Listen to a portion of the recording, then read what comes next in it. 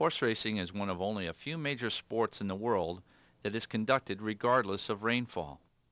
With no tarps or a dome to cover the racetrack, jockeys and horses are athletes that must apply their skills in sometimes less than ideal weather and track conditions. On and off track, look for the following when making your handicapping selections. Look for each horse's history of past performances on and off track. Watch jockeys and their horses warming up in the post parade. Jockeys will use this time to try to assess how a horse is handling the off-track conditions and will try to read the racetrack much like a golfer reads a putting green for where the best footing on the track is. Listen for shoe changes. If a horse has mud caulks, quarter-inch bend shoes, or a combination of both. Throughout the race card, make note of how horses won, speed, closer, inside or outside, and what type of horseshoes were worn.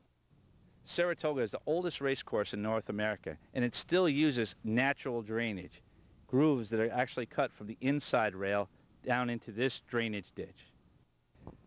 On the Saratoga dirt course, which is 1.1 miles in circumference, over 2/3 of the racetrack bank or camber towards the inside.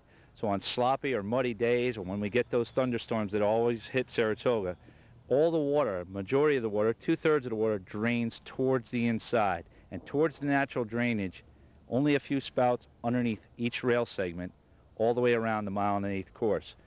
So remember, when sloppy or wet tracks come out, most of the water shifts to the inside. The rail, not always the place to be when the track is very wet or drying out. That's a good handicapping hint from Saratoga. For more information on horse racing and Capital OTB, log on to our website at www.capitalotb.com.